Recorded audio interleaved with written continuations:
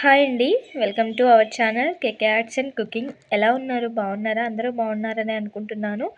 ఈరోజు మన వీడియో వచ్చేసి బాలామృతంతో బిస్కెట్స్ అయితే చేసి చూపించబోతున్నానండి. బాలామృతం పిండిని యూజ్ చేసి చాలా రకాలుగా రెసిపీస్ అయితే చేసుకోవచ్చండి. ఈరోజు అయితే నేను బిస్కెట్స్ చేసి చూపించబోతున్నాను.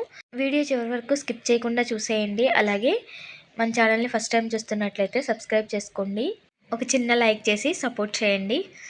వీడియోలోకి వెళ్ళిపోదామండి. ఒక మిక్సీ జార్ తీసుకొని ఒక 2 కప్పుల వరకు బాలామృతం పిండిని తీసుకుంటున్నాను. ఈ పిండి కొంచెం బరకగా ఉంటుందండి. దీన్ని కొంచెం గ్రైండ్ చేసుకోవాలి మెత్తగా అయ్యేంత వరకు. చూసారు కదా, ఈ విధంగా అయితే గ్రైండ్ చేసేసుకోవాలి.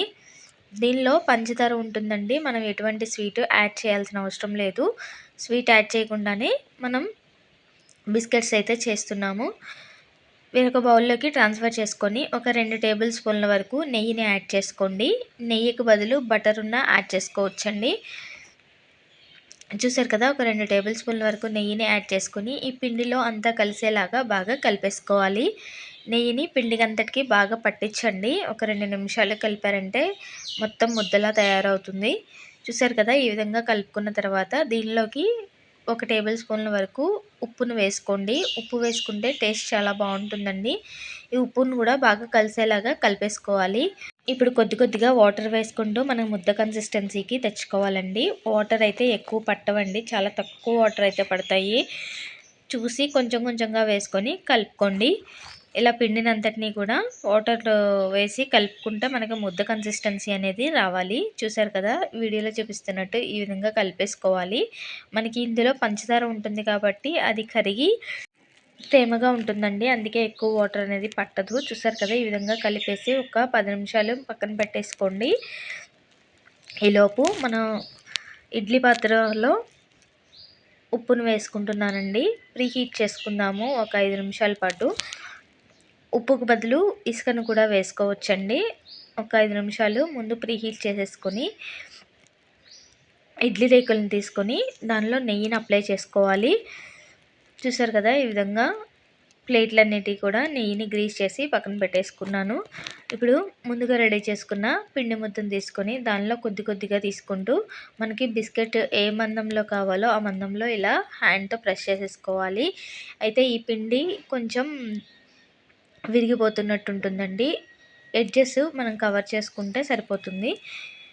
అలా కాకుండా ఒక ఇలా బాక్స్ మూతలు ఉంటాయి కదండి, పొడుగు డబ్బా మూతలు అట్లా ఉంటాయి కదా, వాటిలో అయినా ఇలా ప్రెస్ చేసేసుకొని మనం రిమూవ్ చేసేసుకోవచ్చు. అప్పుడు మనకి ఒక షేప్ అనేది పర్ఫెక్ట్గా వచ్చేస్తుంది. ఎడ్జెస్ కూడా ఎక్కువ పగలకుండా వస్తాయి. ఈ విధంగా కూడా ఒకసారి ట్రై చేయండి. చూసారు కదా, నేనైతే ఈ ప్రాసెస్లోనే మిగతా అన్నిటినీ కూడా చేసేసుకున్నాను. ఈ బిస్కెట్స్ ఒకసారి ఇలా చేసి పెట్టండి, చాలా బాగుంటాయి. పిల్లలు కూడా ఇష్టంగా తింటారు.